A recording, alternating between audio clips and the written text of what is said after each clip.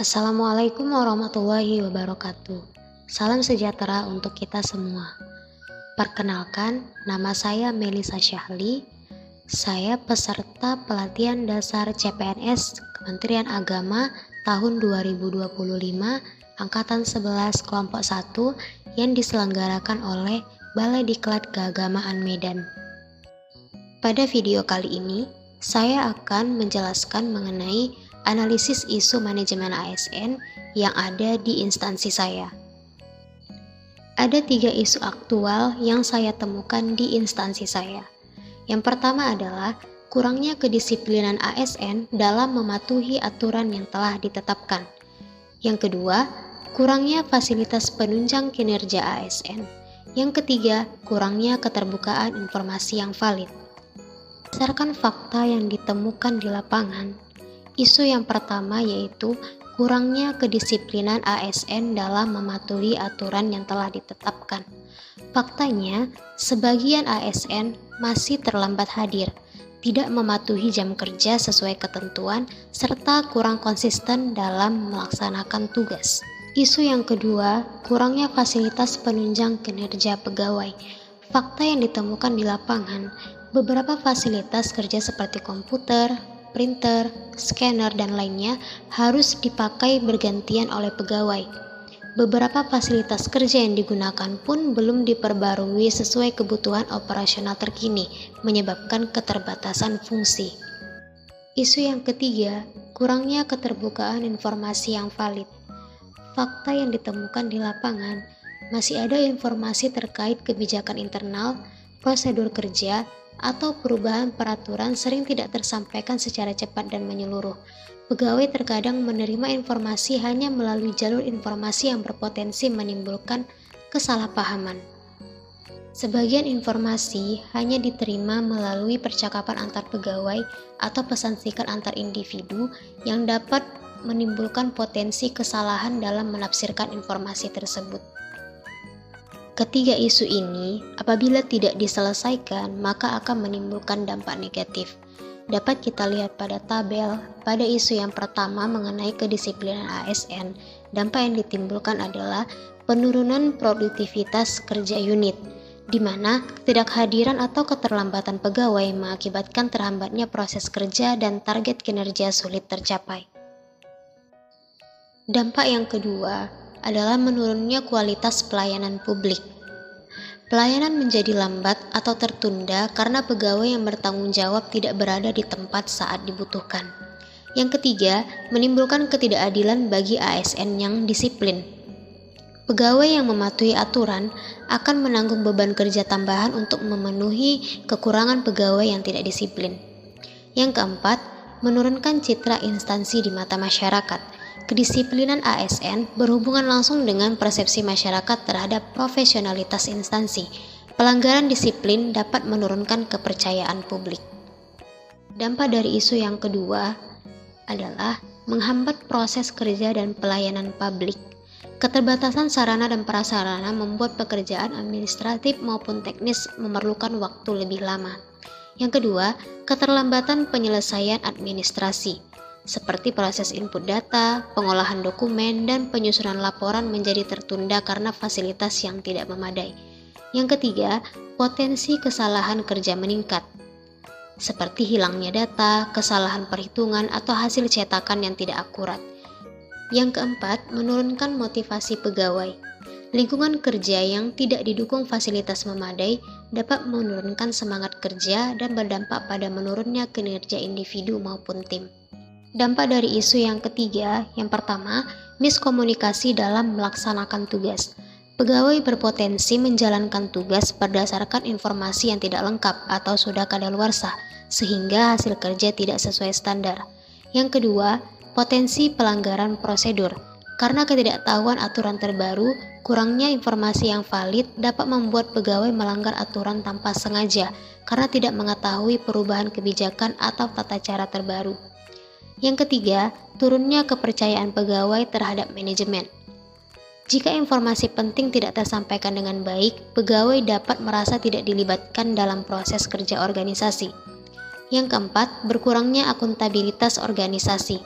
Transparansi yang rendah membuat instansi rentan terhadap tuduhan tidak profesional atau tidak akuntabel dalam pengelolaan kebijakan internal.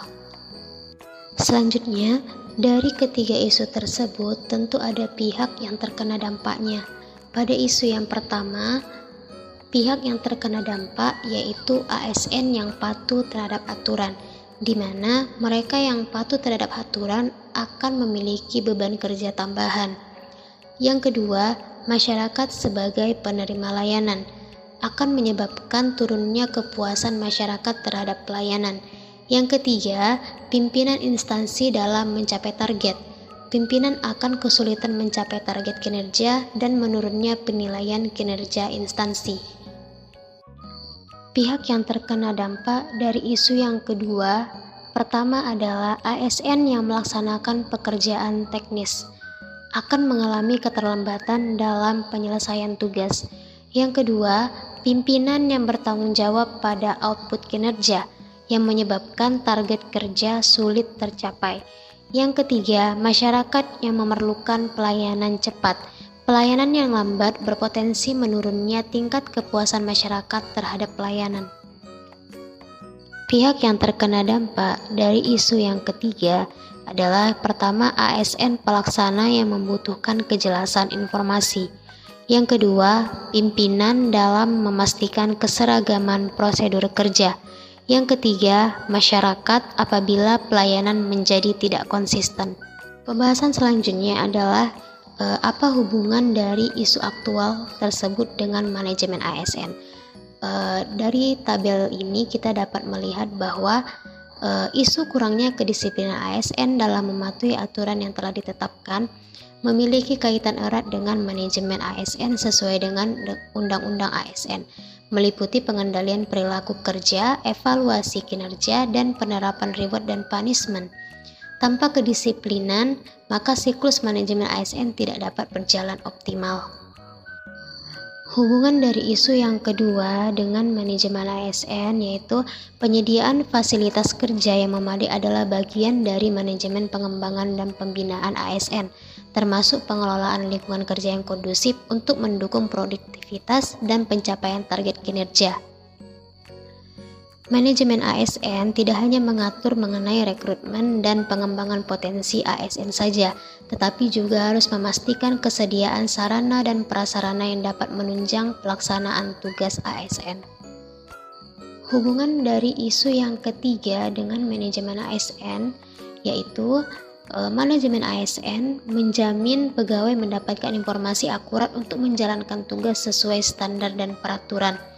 Tanpa keterbukaan informasi, perencanaan, pelaksanaan, dan evaluasi kinerja akan terganggu, sehingga akan menghambat pencapaian tujuan organisasi dan menurunkan kepercayaan publik terhadap instansi pemerintah.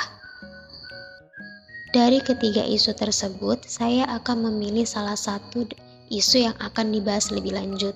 Untuk penentuan isu tersebut, maka saya akan menggunakan analisis USG untuk menentukan core isu. Analisis USG merupakan analisis yang didasarkan pada tingkat urgensi, keseriusan, dan potensi pertumbuhan masalah.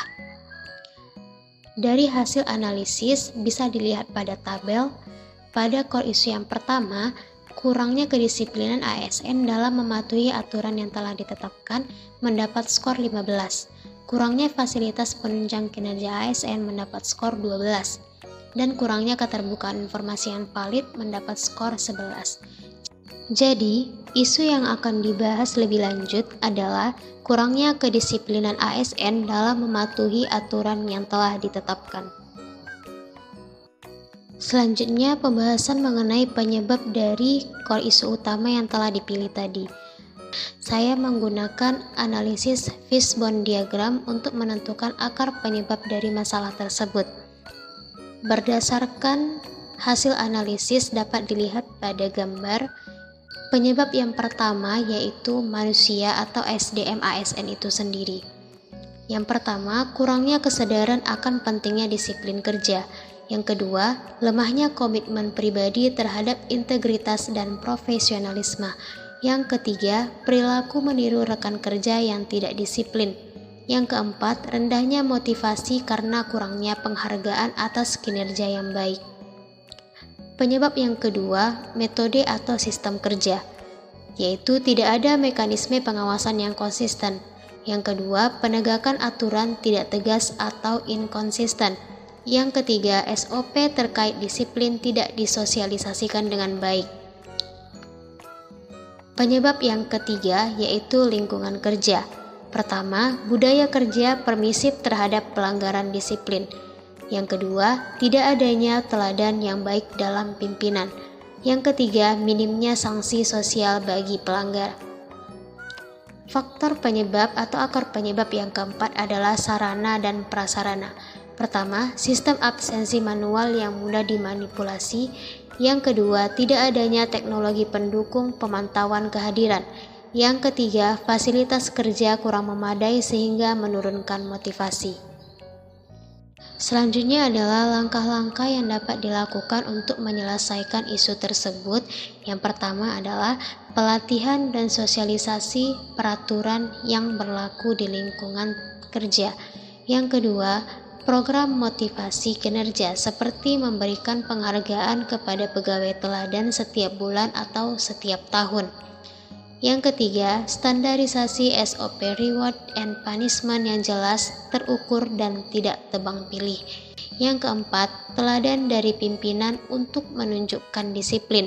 Yang kelima, pengendalian toleransi terhadap pelanggaran kecil. Yang keenam, penegakan role model ASN senior. Demikian penjelasan saya mengenai isu aktual yang berkaitan dengan manajemen ASN. Semoga bermanfaat untuk kita semua. Mohon maaf apabila ada kesalahan dalam penyampaian. Terima kasih. Assalamualaikum warahmatullahi wabarakatuh.